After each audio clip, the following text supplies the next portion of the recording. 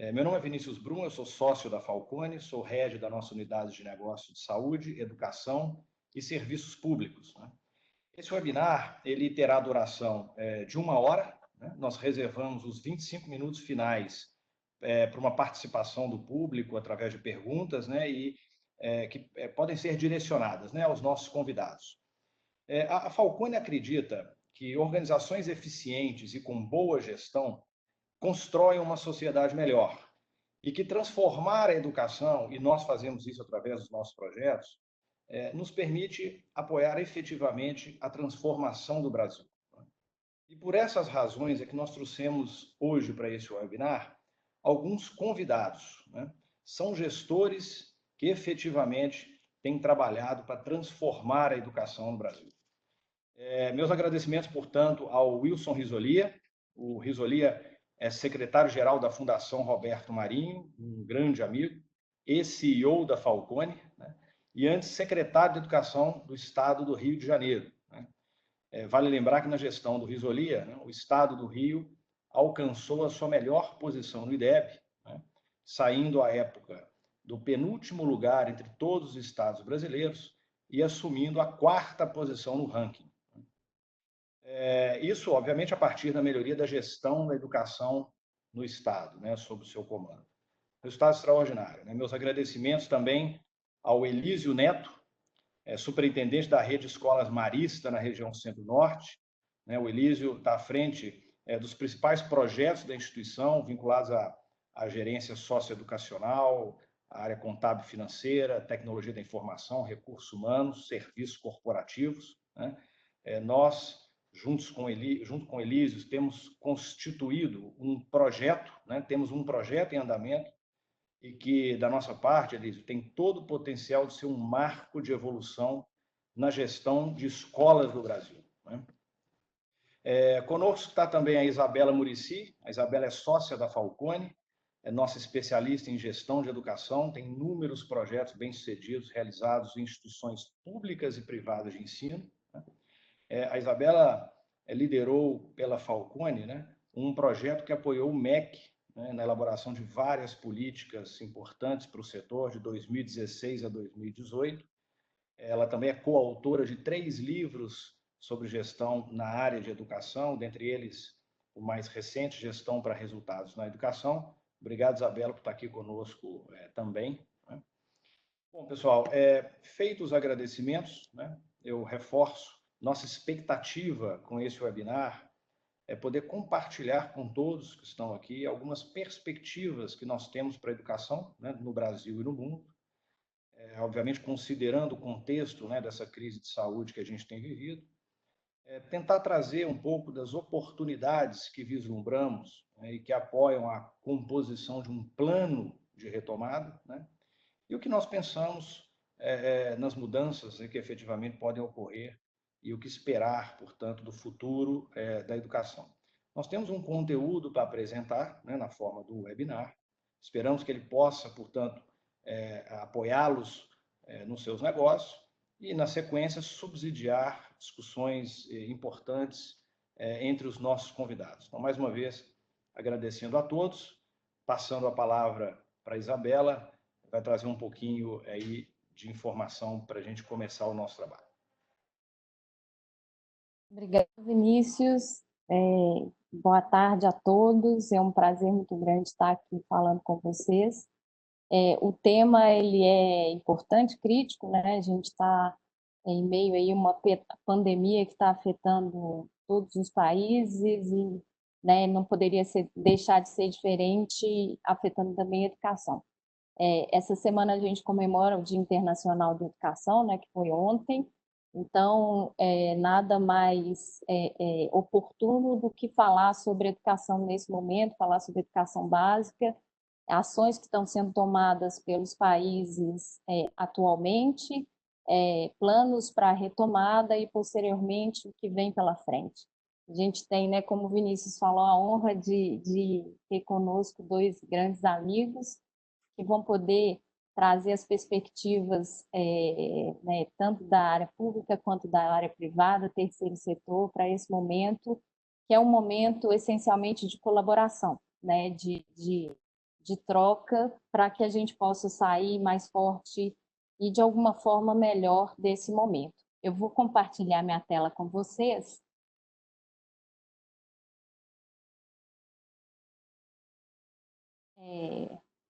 Para falar, então, sobre o nosso tema, que são os desafios frente à crise, e trazer um pouco de elementos sobre como se preparar para esse novo contexto educacional. E lembrando, né, que, somado a todas as dificuldades que a gente tem atualmente na educação, nosso país tem desafios enormes nessa temática, né? Se a gente for avaliar, por exemplo, o aprendizado adequado em matemática no ensino médio, a diferença entre os 25% mais ricos e os 25% mais pobres é de 61%. Só 3% dos 25% mais pobres têm um aprendizado adequado em matemática. Então, a gente tem um abismo aí enorme.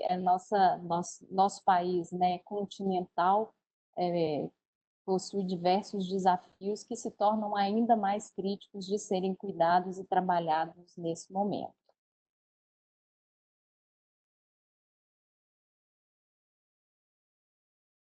Bom, a gente vai falar, então, fazer uma reflexão do ponto de vista das redes públicas e privadas com o olhar de educação básica. Vamos passar rapidamente pelo que tem sido feito pelo mundo e no Brasil em relação à pandemia, ao fechamento das escolas, falar sobre aspectos que devem ser considerados desde já em relação à retomada, né, no momento que for possível ter a retomada, e um pouco de mudanças que a gente deve esperar a partir do futuro, né, para o futuro, a partir dessa experiência, de alguns legados que ficam dessa experiência em relação à pandemia.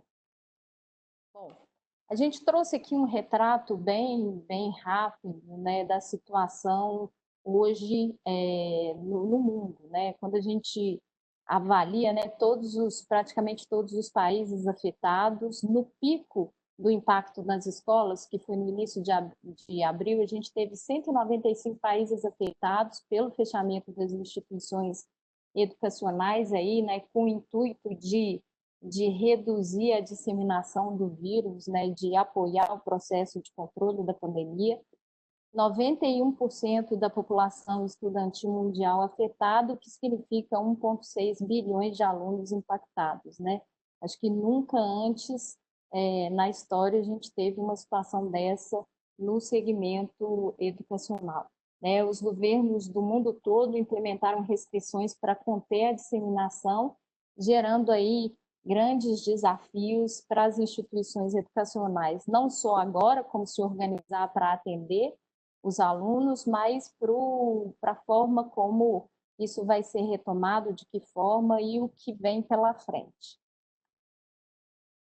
Dando continuidade, a gente apresenta aqui alguns exemplos de ações adotadas pelos países para atender os alunos de acordo com o contexto em que se encontram, né? Então, a gente tem também no mundo, né, uma desigualdade muito grande, mas, de uma forma geral, a gente trouxe aqui alguns exemplos, né, de canais de atendimento remoto que estão sendo utilizados, que vão desde plataformas online, que o aluno consegue efetivamente, né, ter as aulas, ter contato com os professores, fazer exercícios, até situações em que são necessários enviar os materiais para casa com orientações aí para os alunos e para os pais, né? Então, a gente vê essa distribuição.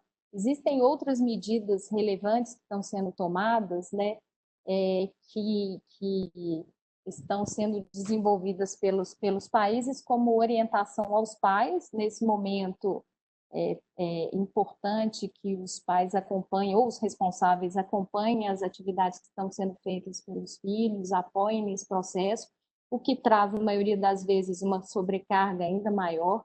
A gente vê que alguns países, mas aí 15% declararam que efetivamente montaram um plano emergencial, e aí algumas ações também voltadas para o atendimento educacional para alunos que necessitam. E, além disso, assistência complementar para os alunos, como alimentação, recurso financeiro e assistência para a primeira infância. A interrupção das aulas afeta, né, a rede de proteção social de algumas famílias, e aí, desta forma, é muito importante complementar, ter ações que garantam assistência básica aos estudantes, né? A gente trouxe aqui um recorte dinâmico, né? São dados do final da semana passada, então isso tem uma variação, mas, de uma forma geral, essas são as principais medidas que estão sendo executadas.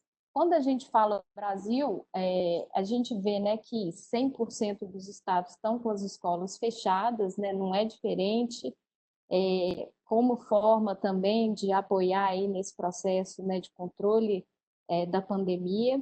E as principais iniciativas, né, adotadas, estratégias adotadas pelo Brasil vão desde a educação não presencial, da mesma forma como a gente colocou anteriormente, com aquelas formas e alternativas, inclusive, né, ações via celular, WhatsApp. A gente tem muitas redes ou famílias que, infelizmente, não conseguem um acesso sistemático à internet, que dificulta o uso de plataformas de ensino online. Então, a alimentação escolar como recursos financeiros, cesta básica, e também ações relacionadas ao calendário escolar, como antecipação de férias, né? A medida provisória que colocou a não necessidade de cumprir os 200 dias letivos, mais as 800 horas né, necessárias, obrigatórias, a possibilidade de contabilizar atividades que estão sendo feitas nesse período como parte da carga horária, e a regulamentação dessas medidas por meio tanto da medida provisória. Ontem, né, foi divulgado o parecer do CNE, que ainda precisa ser homologado pelo MEC, mas que direcionam e orientam aí as redes em relação às ações que estão sendo feitas, e principalmente também aí pensando na retomada. Bom, falando em retomada, né, para superar esses desafios impostos pela crise e fazer a retomada de uma forma estruturada, né, pensada, as instituições já estão ou estão se preparando para ações aí que vão desde a gestão atual a um plano estruturado que viabilize aí de uma forma segura a retomada das aulas, né? Como se diz hoje, um novo normal. Então, as instituições precisam se organizar aí no curtíssimo prazo para planejar e começar a implementar ações que garantam essa retomada de uma forma estruturada, né? Quando a gente fala de gestão da crise, né, então dando um foco atual, tem alguns pontos, né, algumas dimensões que a gente acredita que são importantes e que as instituições devem fazer uma avaliação, ainda há tempo de fazer uma avaliação e fortalecer, né? Ou seja, existe um acompanhamento, ações que monitoram, né? Tem um comitê que monitora as ações da crise. Recursos financeiros, eles estão sendo gerenciados, no caso de instituições privadas, né? Cuidar do caixa é essencial, né? Garantir receita. No caso das instituições públicas, né? Diversas restrições se impõem, inclusive para direcionar recursos para o setor de saúde, mas, da mesma forma, existem necessidades adicionais, né, dos estudantes e das famílias para serem cumpridas. Processos e operações, né, então, estão sendo implementadas medidas aí, por exemplo, de antecipação de férias, recessos, né, para viabilizar as aulas não presenciais da forma que seja possível, mas que ajude efetivamente o aluno a ter um acesso a um processo educacional. A gestão do time, né, saúde física e mental, tem um acompanhamento disso, as atividades que estão sendo desenvolvidas, se estão, né, alguns professores, o pessoal da parte administrativa, né, se existe algum plano de formação, de atividades para esse momento, né, jornada de trabalho, política de férias, e também um ponto aí fundamental, que é o estabelecimento de ações de comunicação, de atendimento personalizado às famílias, de orientação, né, para que os alunos e as famílias se sintam aí apoiadas e suportadas nesse momento, né? Então, é importante considerar essas dimensões da situação atual, fortalecer. A gente ainda não tem uma previsão efetiva de quando as aulas vão ser retomadas e de que forma. Então, é importante ainda ter uma gestão muito forte da situação atual, implementando e fortalecendo ações que passam por essas dimensões. Falando, então, do plano de retomada, né, a questão-chave é como não deixar ninguém para trás. Né? A gente, de novo, voltando, né, à dimensão do nosso país, as diferenças existentes nas redes educacionais, nos sistemas de ensino, né, e na possibilidade de cada família de viabilizar as atividades nesse período. Né? Então, olhar para a questão do aprendizado, para a questão da evasão, né, possivelmente esse período pode gerar um impacto aí nos alunos que deixam as escolas, na recuperação de alunos, no caso das escolas privadas, né, e um olhar aí também para o restabelecimento da receita. Então, tem essa questão importante de não deixar ninguém para trás, de ter uma ação que, de alguma forma, possibilite uma personalização aí do ensino. Então, para o plano de retomada, né, a gente acredita que deve ser definido de uma forma clara e objetiva as alavancas que são prioritárias nesse momento, como, por exemplo, ensino-aprendizado, orçamento, clima, e aí desenvolver ações que perpassem essas dimensões, atuando aí na adequação da oferta, nos processos, no orçamento, e aí, né, o que for definido de necessidade precisa ser planejado em um plano de ação detalhado e depois acompanhado de uma forma sistemática, com indicadores, para que a gente possa avaliar os resultados aí ao longo do tempo e fazer as intervenções possíveis, caso necessário, né? E um ponto importante aí também é trabalhar a acolhida dos alunos, tanto sob o aspecto acadêmico, pedagógico, mas também aí não só os alunos, né, mas a comunidade como um todo, professores e funcionários, do ponto de vista socioemocional. E, para finalizar, é consenso que as mudanças que estão acontecendo afetarão a forma como a educação se dará nos próximos anos. Né? A análise das mudanças de comportamento na sociedade e as oportunidades advindas, né, desse cenário devem ser considerados em um replanejamento. Então, aquilo que foi planejado para esse ano e para os próximos, em um ciclo de planejamento estratégico, precisa ser revisado porque o cenário é outro, né? Tanto do ponto de vista operacional, de possibilidades, quanto do ponto de vista de comportamento, de hábitos aí da sociedade e da possibilidade de incorporar aí elementos, estratégias e ferramentas que podem potencializar o processo de ensino-aprendizagem, né?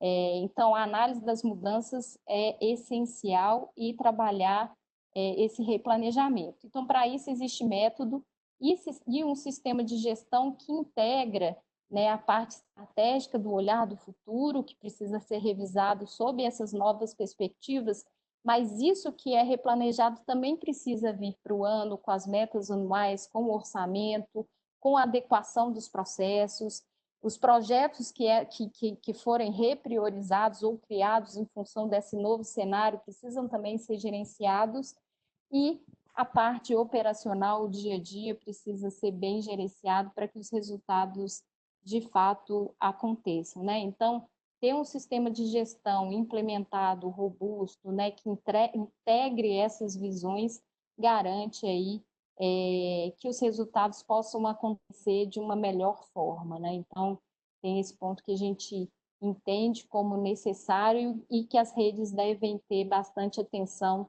nesse momento. Bom, a minha fala, ela finaliza aqui, e aí eu vou passar para o Risoli e para o Elise, né? Primeiro para o Risoli, eu vou até descompartilhar essa tela, Mas a primeira pergunta que vem para o Risolia é que aspectos devem ser considerados aí no plano de retomada?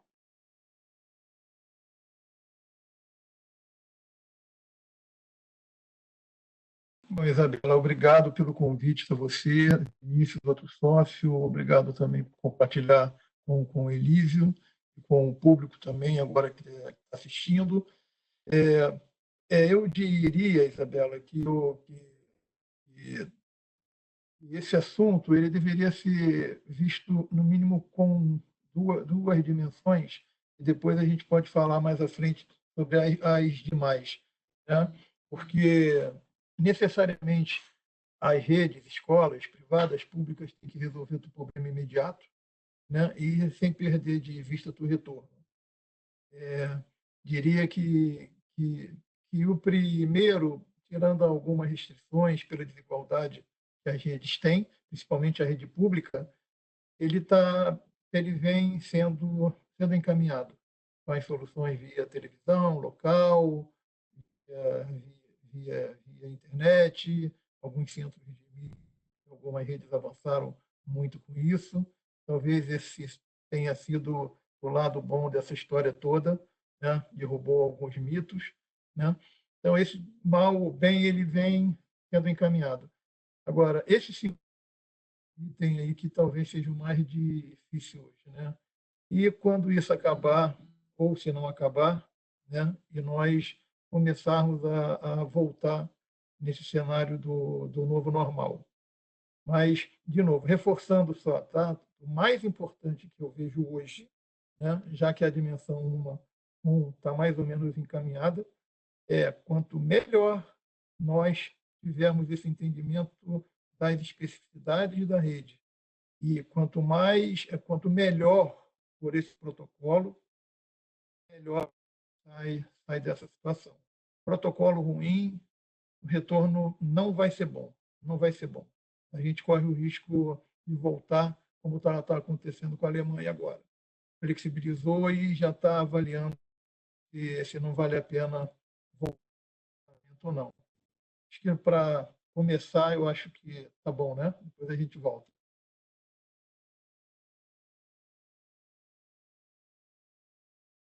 Elísio, falando aí de plano de retomada, né, e a situação, né, da Centro-Norte Marista, você teria alguns pontos para compartilhar aqui conosco sobre o que está sendo planejado e as perspectivas aí que você vê para as próximas semanas e meses?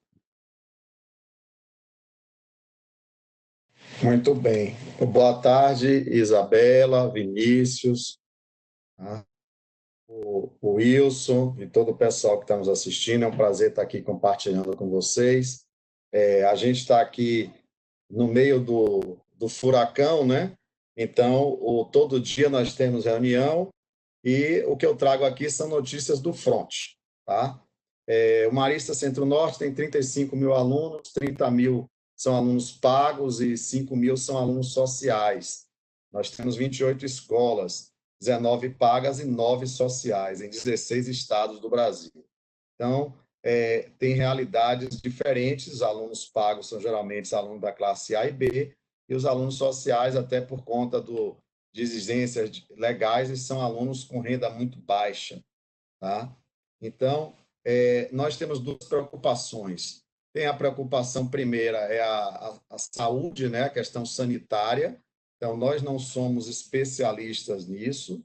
Agora, gostaríamos de não somente ficar esperando a escola abrir, mas sempre fazer a pergunta: o que precisa ser feito para ela abrir o mais rápido possível?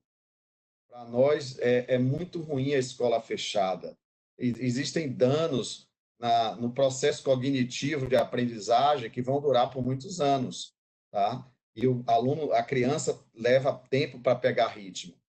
Então, a gente gostaria de, com toda a segurança sanitária, mas que todos os atores nesse processo concentrassem esforços nessa pergunta: o que eu posso fazer para abrir rapidamente a escola? Depois disso resolvido, nós vamos trabalhar uma questão pedagógica. Nós temos um conteúdo no Marista muito grande, muito extenso, e a gente segue a BNCC é o mínimo, tá? Mas a gente vai ter que agregar outras coisas. A gente não pode voltar às aulas falando como a gente falava antes, do vulcão, da matemática. A gente tem que preparar a criança para enfrentar esse mundo que existe novo aí. Tá? Falando muito de questões de saúde, estatísticas, vamos falar mais de biologia, tá? Temos que falar sobre os desafios que uma comunidade globalizada vive, tá? Porque um vírus que surge na China se espalha. Então, nós, não só cumprir a questão curricular, mas preparar a criança do ponto de vista de currículo e de uma preparação espiritual e emocional para enfrentar tudo o que está acontecendo. Nós estamos com todos os nossos alunos em casa, estamos dando aula pelo Teams, tá? E alguns usando, algumas duas escolas usando o Google Classroom, tá? Nesses dois ambientes, tanto o Teams como o Google, é possível fazer chamada, ter diário de classe, acompanhar a frequência, passar exercícios, receber os exercícios de volta. Tem muitas ferramentas que chegam perto de uma interação presencial, mas ainda não é o presencial, né? As escolas maristas são aquelas que o aluno estuda em um turno e normalmente ele fica o outro turno fazendo uma série de esportes, atividades de cultura, teatro, música. Então, as escolas maristas são escolas que normalmente os alunos chegam às 7 da manhã e vão embora às 8 da noite, e ainda com saudade de voltar. A gente não está conseguindo fazer isso agora com a escola fechada. Tá? Então, a grande preocupação nossa e a nossa visão, escola é uma atividade essencial e temos que lutar para ver o que for possível para abrir ela com segurança o mais rápido possível, viabilizar essa abertura.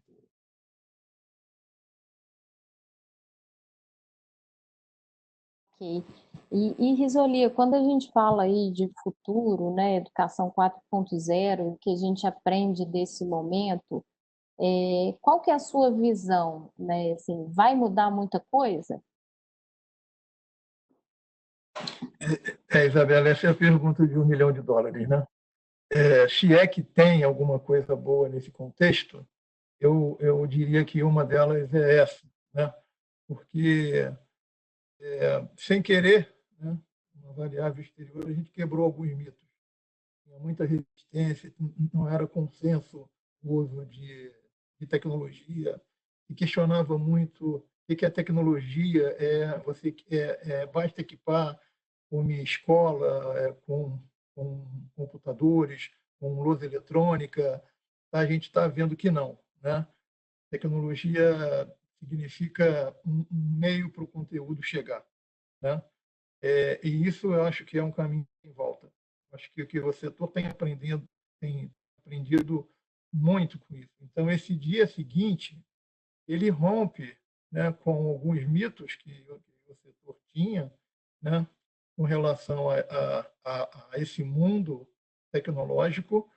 É óbvio, eu não quero, de maneira alguma, falar que o ensino remoto ou que essa chegada dessas soluções remotamente substitui uma sala de aula, jamais, né, que as melhores redes do mundo têm sala de aula igualzinha a nossa, né? Que nós já vimos isso em vários países do mundo fisicamente, né? Já que o aluno ele não pode ir até a escola, será que a escola pode ir até o aluno, né? Todas as restrições que nós temos, muitas, tem muita gente conseguindo fazer com que isso aconteça, né? Não é o mundo ideal, é evidente, porque o Brasil, a rede pública, não é só na rede pública de educação que tem desigualdade, a sociedade brasileira é per si desigual, né? e um momento desse ele explicita, né? Ele só torna mais evidente aquilo que a gente sabe, né? Não é só com educação. Né? A gente está vendo isso com moradores de rua, com gente muito humilde, que não tem CPF, que não tem documento, etc. Com educação é a mesma coisa. Nós já sabíamos que era desigual, mas hoje isso ficou mais essa rede. Tem aluno que se consegue ter um sinal fraco ou compartilha cômodos pequenos com a família inteira.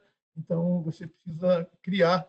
E esse estímulo a criar coisa nova é o que vai fazer esse futuro melhor, ao meu ver. Nós vamos sair melhores do que entramos.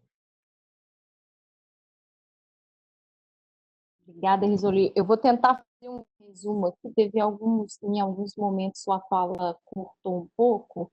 Então, você vê que esse momento é um momento, né, que, apesar de tudo que está acontecendo, alguns, vou chamar de legados positivos, podem acontecer, né? Porque, principalmente, a barreira, né, talvez aí, psicológica de se trabalhar com alternativas ao ensino presencial, ela foi, né, ultrapassada, uma vez que há essa necessidade, né?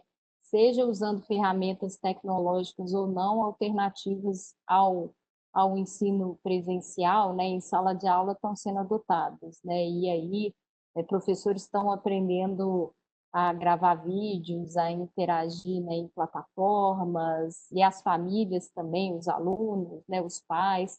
Então, um mundo aí se abre de possibilidades e alternativas que, de alguma forma, vai mudar né, a dinâmica do processo ensino-aprendizagem daqui para frente, né? Então, essas iniciativas podem ser implementadas e adaptadas aí ao processo ensino-aprendizagem, correto? Perfeito, Isabela, resumiu bem. Obrigada. Falando um pouquinho, Elise, também dessa sua perspectiva, né? O que vem pela frente? Marista, como você falou, né? Já pensando aí tanto para as escolas sociais como escolas privadas, o que vem pela frente na retomada, da forma como for, mas e pensar daqui para frente, 2021, 22, 23, que momento que é o adequado para começar a planejar e já estruturar o que muda em relação à dinâmica, né, do Marista?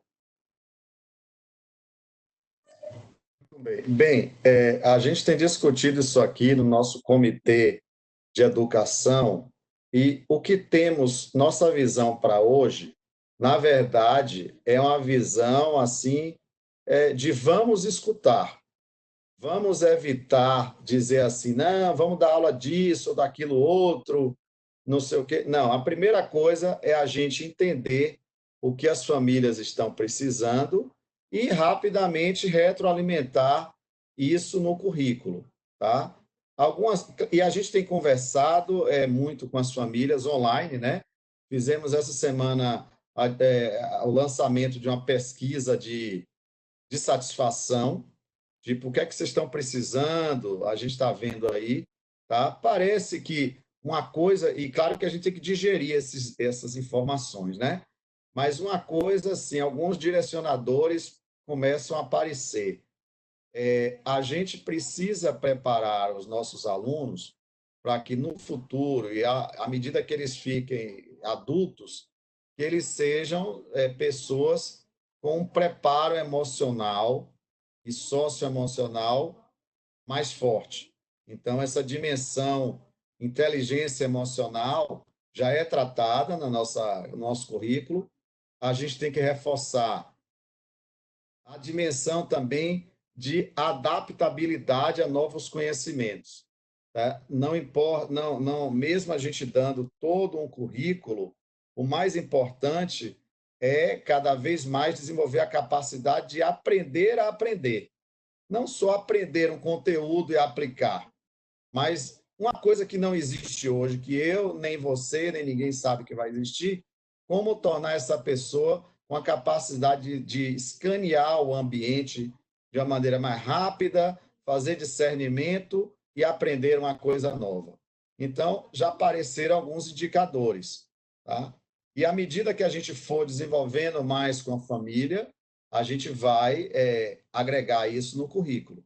Mas uma coisa, vou dar um exemplo.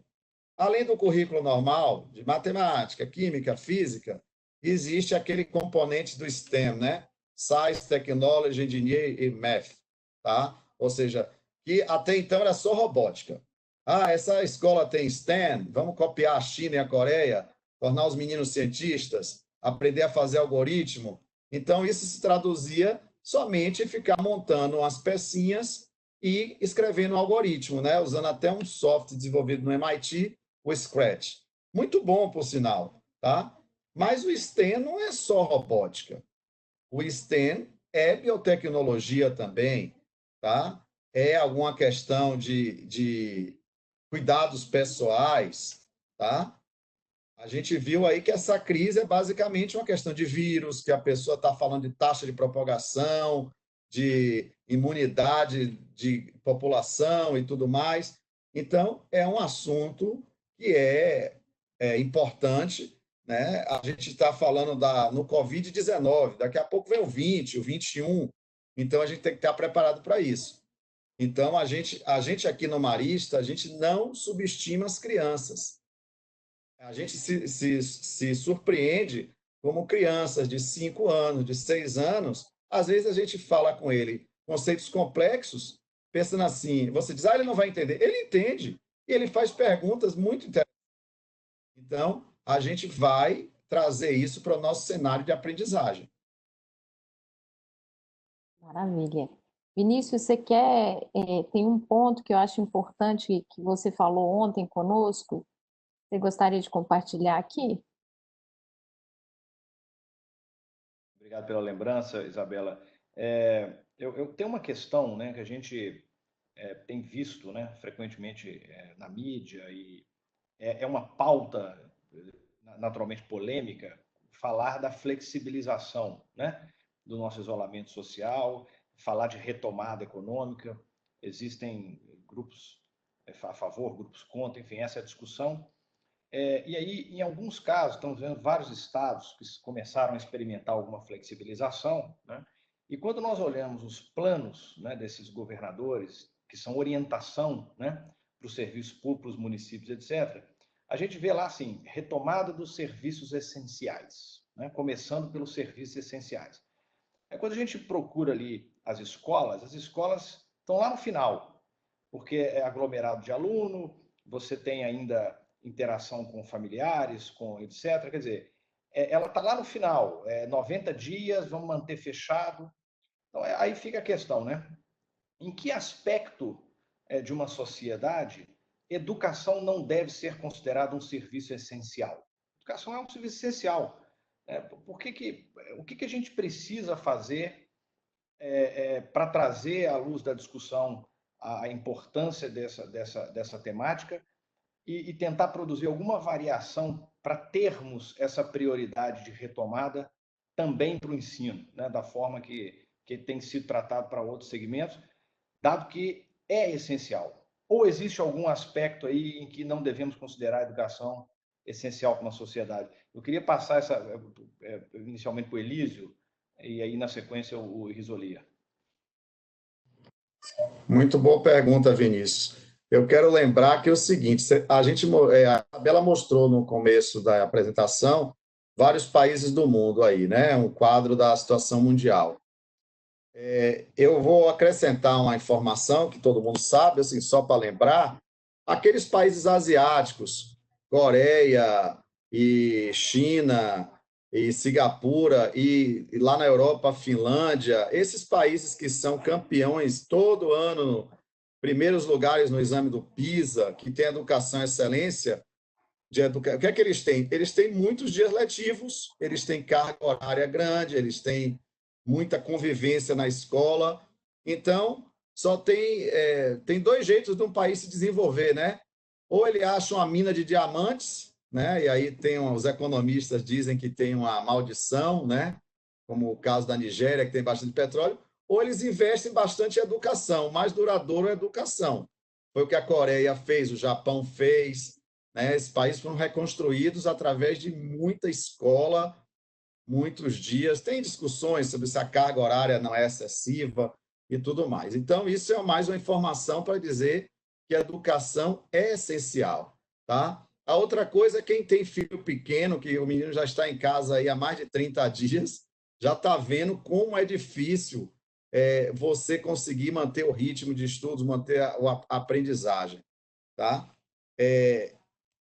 Então, isso daí é extremamente importante. Tem outra coisa, é o seguinte, quando a gente diz assim, a padaria é essencial, porque o nosso cérebro, a gente tem uma relação causa e efeito o seguinte, se eu deixar de comer, em 3 dias eu vou morrer, ou 5, sei lá.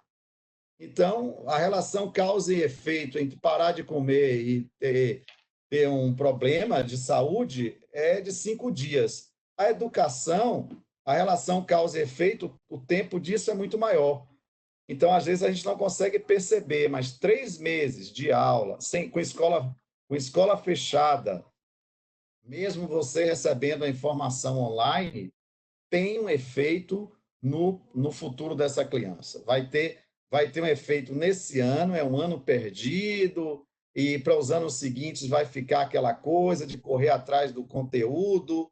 Eu lembro aqui, todos nós que estamos na idade adulta, quando a gente estudava, quando nós éramos da escola básica, e algum de nós ficou doente, teve sarampo, não sei o quê, e ficou 15 dias em casa. Quando você voltou, foi uma dificuldade para você pegar o ritmo, tá? E eu aposto que você lembra até hoje, poxa, aquele ano foi o ano que eu tive sarampo, que eu tive alguma doença, alguma cirurgia que fiquei fora. Então, isso, a falta da presença da escola, da educação, o efeito só vai ocorrer algum tempo depois da causa. Esse experimento que a gente está fazendo agora, forçado, de colocar 1 bilhão, quase 2 bilhões de crianças em casa, nunca foi feito. Mas os estudiosos vão se debruçar sobre os números e vai ter um efeito grande aí. Então, educação é essencial, principalmente para o aluno, e é essencial para alguns pais que precisam do aluno da criança, do aluno da criança na escola para ele poder trabalhar, né? Então, não adianta você querer abrir todo o comércio se alguns pais não têm onde deixar a criança. Então, volto à minha fala inicial. A pergunta tem que ser sempre assim: o que eu preciso fazer para abrir a escola o mais rápido possível com segurança? E aí a gente sabe que quando a gente não recebe a resposta que a gente quer, a gente segue repetindo a pergunta, né? Tá? Eu vou para o Elísio agora, Kátia Vasconcelos. Como é que você enxerga o desafio de capacitação, formação dos docentes, Elísio, na medida em que tiveram que entrar no meio digital, né, no mundo digital a fórceps, sem muito preparo, embora a discussão já venha sendo feita há algum tempo? Olha, aqui no Marista, a gente já tem a tradição de toda quarta-feira, de 6 às 8 da noite, todos os professores fazem capacitação. Nós temos cerca de 3.000 professores, então já é a rotina da quarta-feira, exceto nas férias, tá? Então, a gente paga essas 2 horas e sempre vai falando alguns temas, né? Existe um programa anual de treinamento. Então, existe o programa da BNCC, existem os programas tecnológicos, a TE, como a gente chama, Tecnologia Educacional. Então, a gente, inclusive, terminou o treinamento de todos os 3.000 professores na plataforma Teams em janeiro. Claro que a gente não sabia nunca que ia acontecer isso, né? Mas a gente qualificou todos, eles têm certificação para o uso da Teams pela Microsoft, tá? Tenho 2 escolas que a gente optou pelo Google Classroom porque já estavam nesse projeto, mas, ou seja, TE do mesmo jeito, Tecnologia Educacional.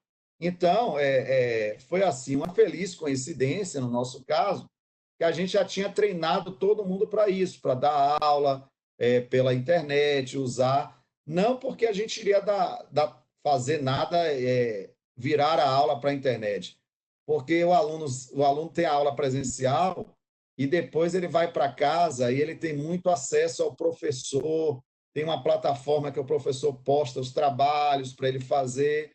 Então, a gente já tinha muito disso, né? Eu tenho 2 filhos pequenos que estudam no Marista. Então, meu menino estava aqui outro dia montando um corpo humano nessa plataforma. Você pega as peças e coloca assim, onde é o coração, o pulmão, e se você montar certo, ele vai marcando, se você montar errado, ele soa um bip, por exemplo. Então, você trabalha ali em um corpo humano tridimensional virtual. Isso são várias outras atividades que a gente faz, né? Então, no nosso caso, a gente já tinha feito essa capitalização, essa capacitação dos professores. Então, o caminho é esse.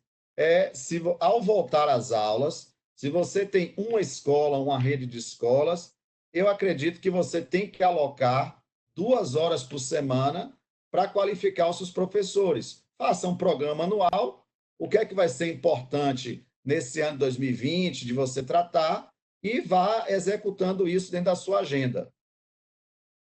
Excelente. Risolia, podemos retomar aquela pergunta? Só queria fazer uma observação. A gente tem uma série de perguntas aqui. Infelizmente, a gente não vai conseguir passar por todas, mas a gente vai depois responder individualmente cada uma. E, né, todo esse material, o vídeo e o PowerPoint ficará disponível para vocês também. Eu queria retomar com o Risolia e depois fazer uma última pergunta, até envolvendo um pouco o Vinícius aí. Por favor, Isabela. Desculpa, mas a conexão caiu. Risolia, é aquela pergunta da Alciene, né? Que sugestões você teria aí para a realidade de escolas públicas de ensino, educação infantil e ensino fundamental, com dificuldade de acesso ao computador, internet e pais analfabetos, né? Você já vivenciou, já viu essa realidade, já viu práticas que poderiam ser direcionadas, né, compartilhadas com a Alciene? Então, Isabela, o que quando a gente olha para o mundo, a gente verifica, tá?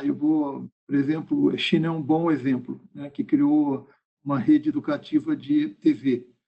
É um projeto que está sendo discutido no Brasil hoje.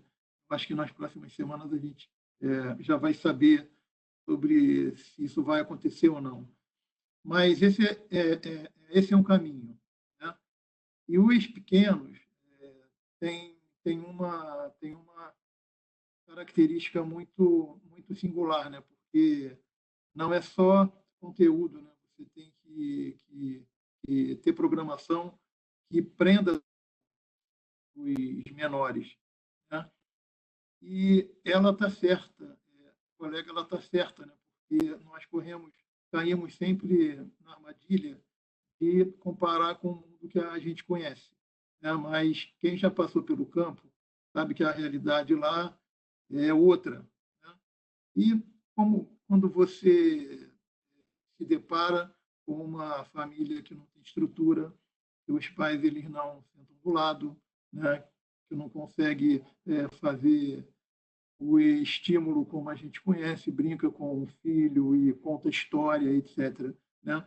Então, esses conteúdos são os que existem hoje uma parte. Já tem gente trabalhando nisso com o terceiro setor, produzindo aquilo que não existe ainda, né? E a resposta que bem objetiva que eu daria seria essa, né?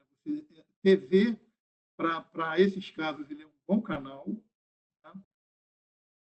Você tem algumas práticas de algumas redes que mandam o material impresso, mas aí você depende que a família provoque. Então, foi o exemplo que ela trouxe, para pais analfabetos. Se você manda um livrinho de história, como é que você garante que algum adulto vai contar aquela história para aquela criança? Né?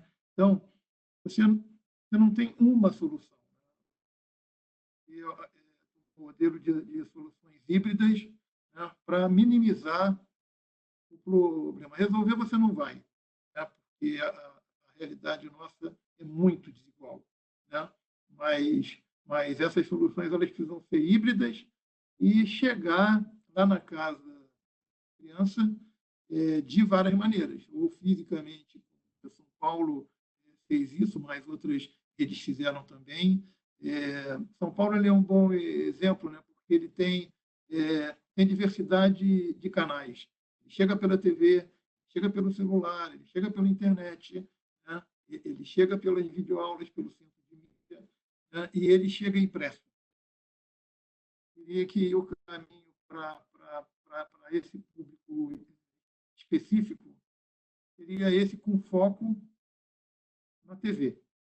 Tá? Eu acho que é mais fácil, com um conteúdo diverso, bacana, que prenda a atenção da criança e conseguir não resolver e tornar esse problema menor.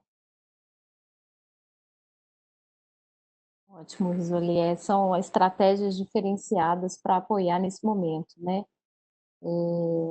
Bom, pegar aqui uma pergunta da Núbia Carvalho. Ela gostaria de agradecer a oportunidade e a pergunta é a seguinte, né? Então, aí, Elísio e Vinícius, como as grandes redes e consultorias em educação podem contribuir para auxiliar as redes públicas municipais e estaduais a se incluírem na educação 4.0? Quer começar, Vinícius?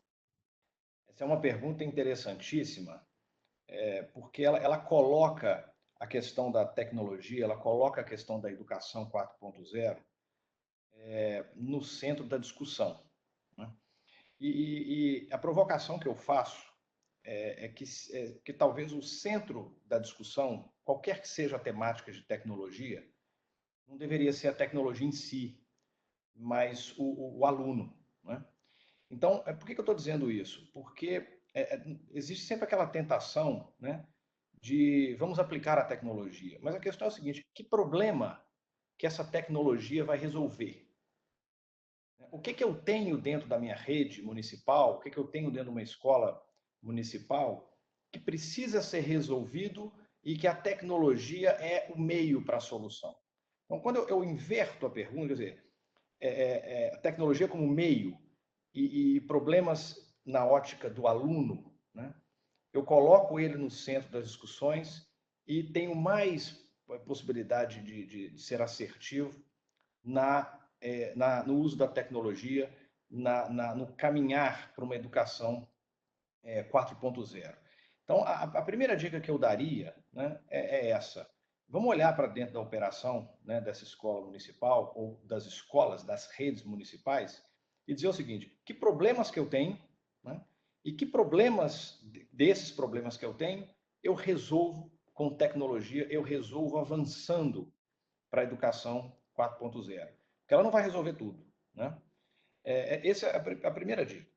E a segunda dica é o seguinte: depois que eu conheço que problemas eu vou resolver, e aí isso me permite buscar a melhor solução tecnológica, avançar de forma organizada e sustentável para um caminho, né, de educação 4.0, eu preciso colocar isso num plano de trabalho, né? Eu preciso, e as melhores ações são aquelas que partem de um entendimento claro do que eu quero fazer, por que eu estou fazendo isso e que resultados eu quero obter. Então, a partir daí eu tenho as minhas diretrizes, eu desdobro isso e só vai funcionar se chegar no professor, né?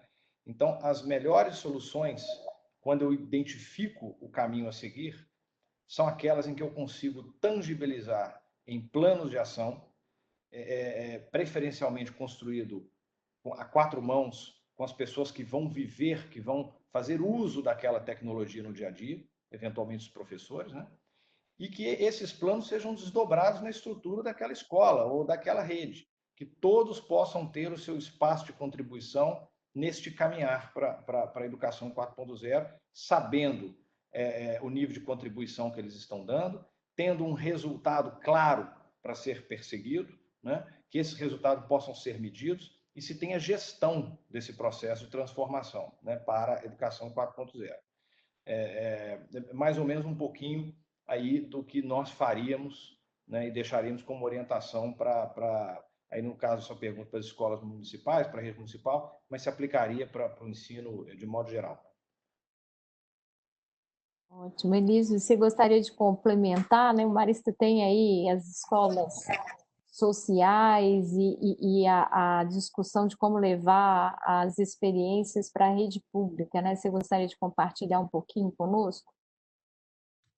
Sim, claro. Bem, aqui, por tradição, a gente tem assim um foco de vamos fazer o básico bem feito, né? Aqui no Marista, tá? A tecnologia é importante, a gente está, eu acho que na liderança de muitas ferramentas de tecnologia, nós somos a rede que mais usa o Teams, por exemplo, segundo a Microsoft, tá?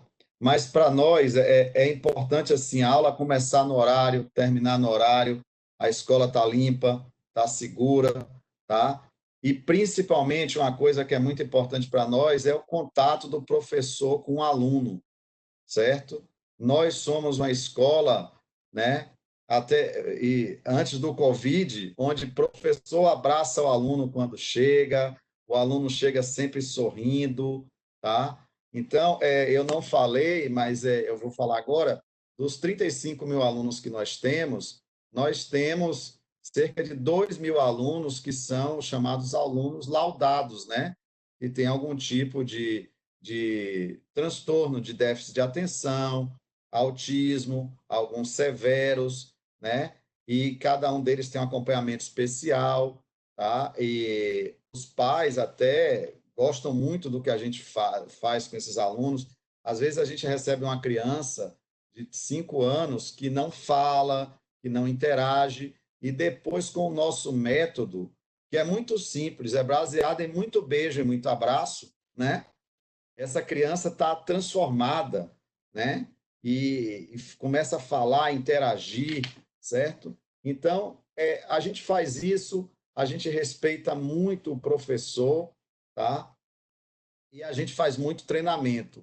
Então, não tem nada muito diferente, muito assim, estratosférico que a gente faz nas nossas escolas, tá? Mas é muita presença, tá? A gente tem um ditado aqui que educação é um ato de amor. Então, se você não ama, vai fazer outra coisa. O mundo precisa de gente para construir estrada e tudo mais, não tem problema, mas aqui você tem que gostar dos alunos, tá? O aluno nas nossas escolas é aquele que chega sorrindo e sai chorando, porque a mãe sai puxando, ele quer continuar na escola. E a gente tem que desligar a luz da quadra às 10 horas da noite e a gente fica aquela coisa, tá? E isso é bom para a gente está com saudade desse tempo. Tá? Mas é isso. Mas agora, claro que além dessa parte emocional, tem a gestão por trás, tem planilha, tem sistema, tem rotina, certo? Como eu falei, toda quarta-feira tem esse treinamento de professor, tem desdobramento de item de controle. A gente está em um projeto com a Falcone para fazer isso avançar ainda mais, certo? Tem checklist, tem padrão, tem tudo isso, tá? Planejamento estratégico, mas assim, no dia a dia, na frente com o aluno, as coisas são básicas, assim, o básico bem feito é o que a gente toca sempre na mesma tecla. Então, o que é que eu faria assim, eu não conheço muito o ambiente de escola pública, né? Eu já visitei algumas, mas não fiz extensivamente nenhum trabalho de consultoria. Mas o que é que eu diria para a escola pública com particular? Né? Estabeleça uma rotina, certo? O que é que você vai fazer de segunda a sexta, de atividades curriculares, de extras curriculares, execute bem essa rotina. Aluno de escola básica, a gente ganha o jogo assim na regularidade, não uma coisa militar, mas a regularidade forma o indivíduo. A aula começar em determinado horário, terminar no horário, sem buracos na agenda, isso para nós é muito importante, tá? No ensino superior é outra história, mas aqui na escola básica é assim que a gente faz a banda tocar. Excelente, Elísio, muito obrigado. A Isabela antecipou, pessoal, a gente tem recebido aqui uma quantidade enorme de perguntas, nós vamos procurar na sequência desse webinar endereçar as respostas, né, para cada um de vocês. Infelizmente, nós não temos muito tempo para avançar, temos que caminhar aqui para um fechamento. Eu queria, antes das considerações finais aqui, passar a palavra para o Risolia. Risolia teve um probleminha aí com a conexão e talvez fosse importante ouvi-lo sobre a discussão que fizemos sobre a essencialidade, né, dos serviços de educação. Risolia, se você quiser dar uma palavrinha para a gente a respeito disso? Vinícius, te agradeço muito aí abrir esse tempo, mas esse assunto ele é muito importante. Quando você comentou e o Elísio comentou, ninguém tem dúvida que a principal alavanca de desenvolvimento de uma nação seja a educação. Está cheio de exemplo em teorias, em trabalhos econômicos, macroeconômicos, teses, está mais que provado. Mas não é disso que a gente está falando aqui agora. Tá? Está falando de uma questão sanitária. Os alunos, a ciência também provou, tá? Eles são vetores. Então, a gente precisa separar bem para não correr, para não cair nessa armadilha das escolhas, né? Que é o que a gente tem visto nessas últimas semanas. Tem quem é contra, quem é a favor. Ninguém é nem contra nem a favor. A gente tem que ser baseado na ciência, naquilo que é factual. O que é factual hoje? Escola é vetor, ponto. Por quê? Porque a minha filha de 12 anos tem um pai de 60 e uma avó de 85. Né? É simples assim. Né? E ela convive com uma merendeira, com uma servente, professora, diretora, com um aluno que você não conhece, se ele isola pouco, se isola muito, qual é o cuidado que as famílias têm. Então, essa é uma questão. Esse é o eixo sanitário. Tá? Tem o eixo pedagógico, e que isso a gente sabe que é óbvio. E um ano, quando você perde um ano de aula, isso tem um custo gigantesco. Agora, o país ele tem perdido ano atrás de ano com a educação básica já faz algum tempo. Esse será mais um. Né? Grave, né? Mas seria muito mais grave como a gente está vendo essa escalada de mortes, etc. Tá? E a dimensão socioeconômica. Tá? Se a gente fosse suficientemente capaz de ver esse problema com esse olhar, né, com esse tripé, tá? Socioeconômico, por quê? Quando resolverem flexibilizar, qualquer que seja o setor, quem é que vai trabalhar? É o pai e mãe dos alunos da educação, fundamentalmente educação básica pública, onde tem 80% das crianças e jovens que estudam na educação pública. Né? Então, não é que uma coisa se desconecta da outra. Né? Essas coisas elas se entrelaçam. Por isso até que eu fiz questão de falar sobre esse protocolo. Com mais clareza nós tivermos isso, melhor será esse protocolo e melhor vamos sair dessa situação. Quanto menos claro tiver isso para a rede, para o setor produtivo, para as empresas, pior. Bate cabeça e aí flexibiliza, depois volta. Flexibiliza, depois volta. Tá? Então, desculpa, te agradeço muito pela oportunidade de falar nesse finalzinho sobre esse tema, mas ele é muito importante, porque a gente está falando de uma questão sanitária que transcende a questão pedagógica. Não é que uma é mais importante que a outra. Né? Uma transcende a outra, é diferente. Obrigado. Excelente, Risolia, obrigado pela consideração. Pessoal, a gente precisa caminhar para o nosso final. Estouramos aqui um pouquinho do tempo. Eu queria agradecer novamente aos convidados, Isabela, o Elísio, o Risolia, por gentilmente cederem, né, o seu tempo e um pouco dos seus conhecimentos, das suas percepções sobre o assunto. Certamente isso contribuiu aí para o nosso público poder se organizar, né, em função dos acontecimentos, se planejar aí para a retomada, e trouxemos certamente aí algum conhecimento novo para as discussões, né, que obviamente não terminam aqui, né. Acho que foram boas provocações, né. Então, mais uma vez, obrigado a todos. Uma boa noite. Quem sabe a gente volta aí com mais novidades, né? Falando aí da educação, com outras oportunidades aí com todos vocês. Muito obrigado mais uma vez.